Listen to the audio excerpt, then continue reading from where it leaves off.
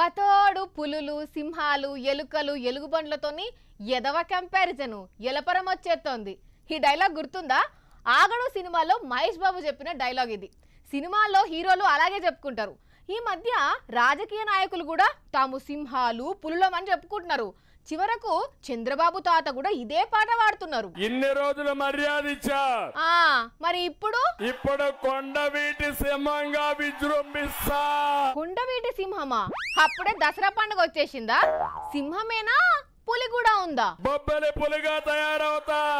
అదేంటి సార్, మిమ్మల్ని ముఖ్యమంత్రిని చేయాలని అక్కడ పవన్ కళ్యాణ్ నానా పాటలు పడుతుంటే మీరేంటి ఈ కొండవీటి సింహం అవుతా, బొబ్బిలి పులి అవుతా, ఎలుగుబంట అవుతా, గోడ మీద బల్లవుతా అంటారేంటి?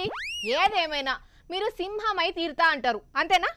సింహంగానే బతికా, సింహంగానే బతకతా, సింహంగానే పోరాడతా, సింహంగానే ఉంటా శాశ్వతంగా. అంటే విఠలాచార్య సినిమాలో మంత్రం వేయగానే ఎదురుగా ఉన్నవారు పిల్లిలాగానో కుక్కలాగానో మారిపోయినట్టు మీరు కూడా ఏ సింహమో పులో నక్కలాగో మారిపోతానంటారు.